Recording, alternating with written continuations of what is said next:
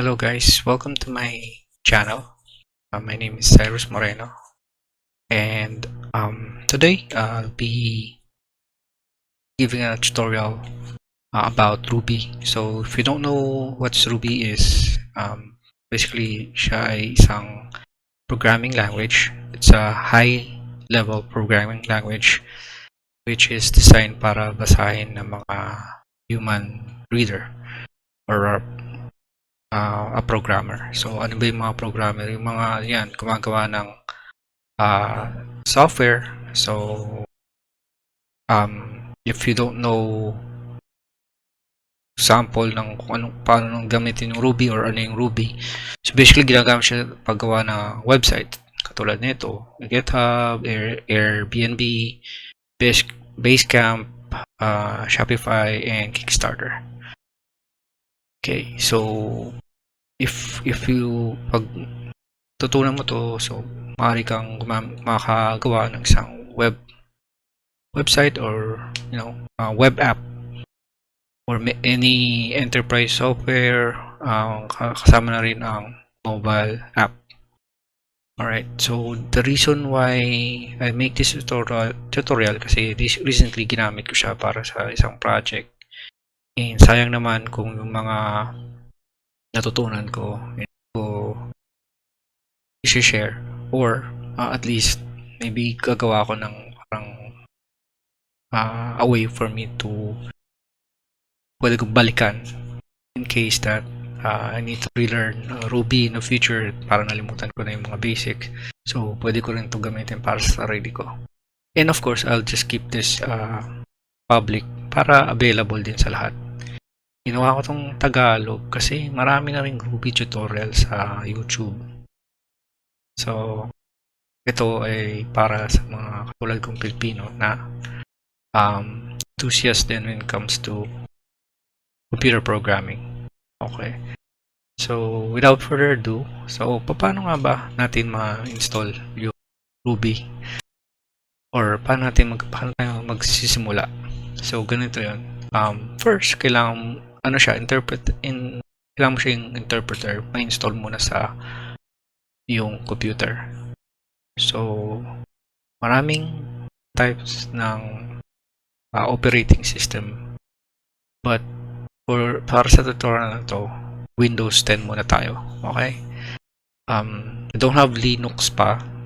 I don't have Mac PC. So, fortunately, hindi ko kayo maturuan doon. Dito lang tayo sa Windows. So, kung magamit kayo ng Mac or Linux, you might want to check the other tutorials or yung page nila. So, saan yung page nila? So, ito yan. If you're seeing this on the upper left hand side, it's ruby-tang.org. So, this is their website. Makikita mo dyan yung how to install, documentation nila, if you have questions o kung anong library available, if you want to contribute, sakaling expert ka na, and there's also community and news. Alright. But we'll go to downloads. Right. So to download it, since we're on Windows, we'll go down dito tayo sa baba. So says here on Windows machine, you can use Ruby installer. Ito, magpo-point din siya dito sa isang website, rubyinstaller.org. Then download mo lang to, click mo yan. Let me yan. Ayan. Tapos pili ka ng pinaka-recent. But I believe ito yung pinaka-recent nila or stable recent. So since 64-bit yung gamit natin na computer, ito yung gamitin. Okay? Alright. So I believe na download ko rin sa akin. Once na download yan, parang ano lang yan, parang nag-download ka ng computer game or Excel installer, i-install mo lang siya. Straightforward, guys. And then, kung mapapansin nyo sa bottom ng taskbar ba to? Okay. Pinin ko na rin yung command prompt. Okay, but later I'll show you VS Code. So let's go to the command prompt first, but you can always type command prompt dito. Yan. Command prompt. Commando. Oh, yan. Command prompt. Just click this, open. Open yung command prompt. But since meron na ako dito, ito yung gagamitin ko. Ayan. So, ito yung command prompt. Mas gusto ko siyang gamitin kasi mas madaling mag-debug. Para sa akin lang. Sa preference ko lang, mas madaling mag-debug. When I say debug, yung para malaman mo kung ano yung issue sa ginagawa mong program, mas madali siya pagka nasa command prompt. Kasi makaunti lang yung mga bagay na kailangan consider na maaring hindi gumagana or something, right? So let's try this first, and then later on I'll show you VS Code, which is an IDE. Okay, so nandito tayo ngayon sa users, projects, and then we need the tutorial. So let's cd on tutorial.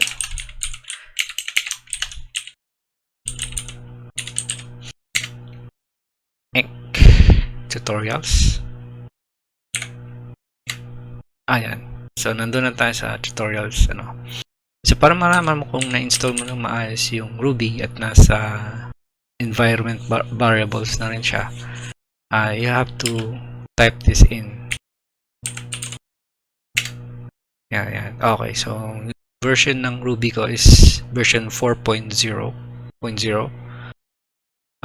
But I believe meron na silang 4.01. Okay. But pwede na to. Okay na to sa atin. Ruby 4.0.0. And then one thing to note, di ba may mga cellphone tayo, di ba? Android. So itong Ruby na to is para lang siyang Android cellphone na binili mo sa tindahan. So kung naalala nyo pa nung mga sinaunang panahon or bago pa yung Android, kailangan pa i-download yung mga apps manually, diba? So dito sa Ruby meron din tayong gems. I believe kasama na siya sa installer. Pag ni-install nyo, sasabihin kayo ng installer na i-install yung gems. So if you see that option, install nyo lang, no problem with that. So para malaman nyo kung yung gem ay na-install na sa PC nyo, so type gem and then -- version. Okay. So ano nga ba yung gem? So basically siya, para siya yung app store ng Ruby. Pero unlike yung app store na kung saan yung kompletong application na, si gem yung mga packages lang. Kumbaga instead na i-code mo siya from down to bottom, complete package na siya. Ibig sabihin, mayroon ng mga grupo ng mga tao na nag-code nun, gumawa ng Ruby code, kinumpile na nila, i-download mo na lang. So para hindi ka na mapagod.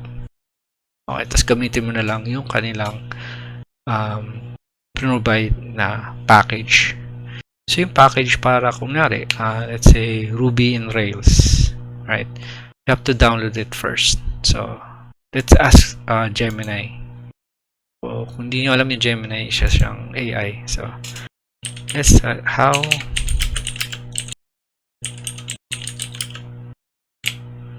so I have Ruby installed my PC. How do I install Ruby on Rails?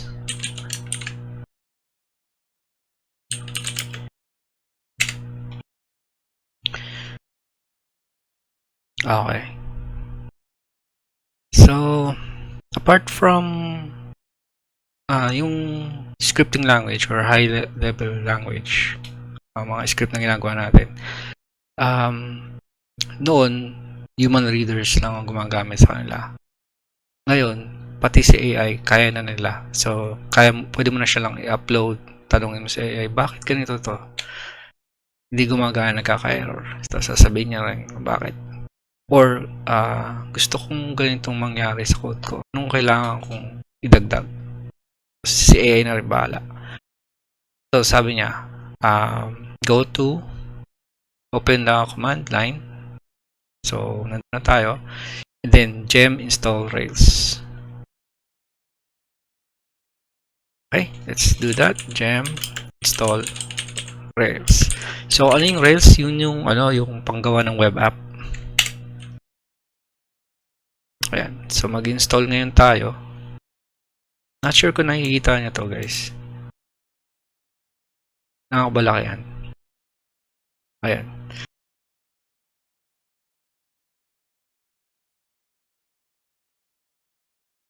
Okay. Siguro titignan ko mamaya pag na-upload ko na. But yung command na tinype ko is gem space install space Rails. Tapos, kung gusto niyo makita yung anong version ng gem package manager na meron kayo, just type in gem space -- version. Pag sa Ruby naman, Ruby space -- version. So, ayan. So, makikita niyo naman dito sa, kahit alam kong medyo boring tingnan yung yung command prompt, but you can see there na sinasabi niya, ini-install niya to mga software na to or package na to para masimulan mo nang magamit yung package na Rails. Ayan. So, ano nga ba tong Rails? Because Windows is a bit quirky with Ruby and Rails needs a tool MSY2 to certain database gems. Okay. Pero hindi pa naman natin siya gagamitin. So, i-demo ko lang sa inyo, guys, kung paano ginagamit yung gem. Medyo matagal to. Okay, guys. So, balikan na lang natin siya mamaya. Also, pag nagpo-program kayo, make sure na may dedicated folder kayo sa mga project na ginagawa nyo. Now, since itong project natin is what we call tutorial, let's go to our project folder in tutorials. Ayan. So, ngayon, empty pa siya. Kailangan natin gumawa ng file dito. Okay. Wait, check natin. Okay, tapos na. So, as you can see, na-install na si Ruby. Okay, sabi din niya, a new release of Ruby Gems is available. Okay, ito pa. Pwede mo rin siyang i-update si Gems through the command line. So, let's do that now. 4.0.7.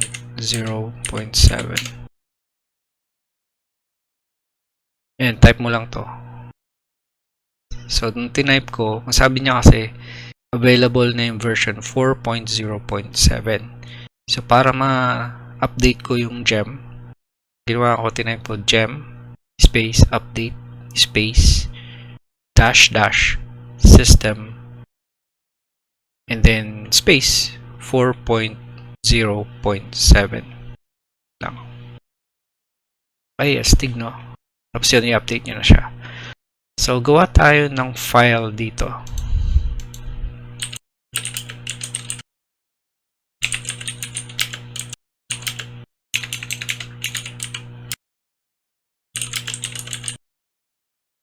Lagi ko kasi nalilimutan to kaya tinatanong ko lang si AI kung paano. Okay, gagawa tayo ng file using command prompt. Okay, so type null, N-U-L lang, then space greater than symbol, then space, and then let's type in test, yung file name, and then RB. So yung scripts na ginagawa natin or yung file na ginagawa natin sa kay Ruby is nag-end sa .rb na file extension. Okay, so balik tayo sa folder. Ayun, meron na tayo dyan. So buksan na natin siya. Pwede mo rin siyang gamitin ganito. Notepad lang. Okay, lahat ng Windows may notepad, no worries. And then let's type in puts and then space put, open quotation mark. Type lang natin hello world. Tapos close quotation. Okay. And then i-run na natin siya. Dito, balik tayo sa command prompt, ruby test space test.rb. Ayun, nag-print siya sa ilalim. So yung ginagawa lang ni puts is ipiprint niya lang yung string na ginagamit mo or yung string. So yun ang isang way para mag-program siya, para mabilis mo lang siyang i-test kung yung parang introduction lang kung paano yung Ruby. Maybe sa susunod na ihimayin mo natin siya kung paano ba talaga mag program or kung ano bang meron yung language, programming language. But before that, let me show you yung VS Code. Okay. So sa VS Code, let's say nandun ka na sa folder which is tutorials. Pwede mo lang i-type dito code space and then period. Press enter, mapupull up na yung VS Code. But nandito na kasi ako sa na-open ko din VS Code kanina. So eto na siya. If you don't know what's VS Code, guys, you can actually download it on Google na rin. And then install mo lang siya. Straightforward lang yan, guys. Parang simpleng lang yan, app. And then once you have that installed, just go ka dun sa file sa taas, and then open folder, then go to the projects, saan yung in our tutorial nandun siya sa projects and then tutorials. So select that and then select folder. Okay.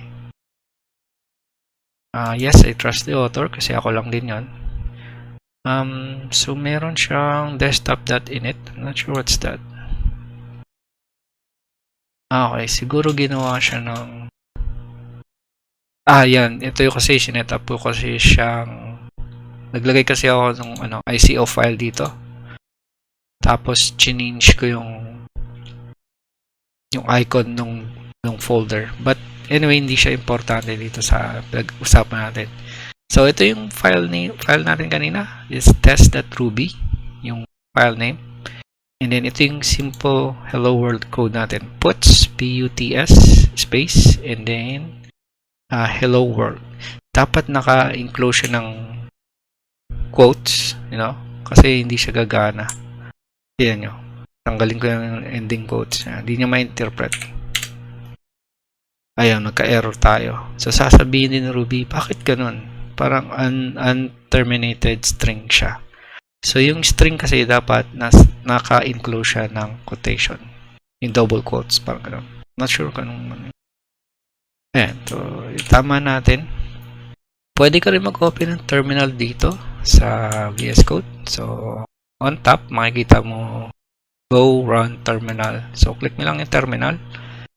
And then, click on new terminal. Sa bottom, makikita mo problem, output, debug, console, and then terminal. So, mabagal lang siya. Tayo lang natin.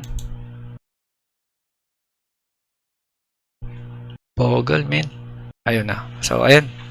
So, katulad din siya ng command prompt. Makikita mo yung PSC c-users project / tutorials. So test natin. So ruby space test.rb, test.rb. Okay, ayun, hello world yung output. Okay, so sa mga susunod natin tutorial, i-imayin natin kung ano yung meron sa Ruby programming language. Thanks for watching and see you next time. Bye bye.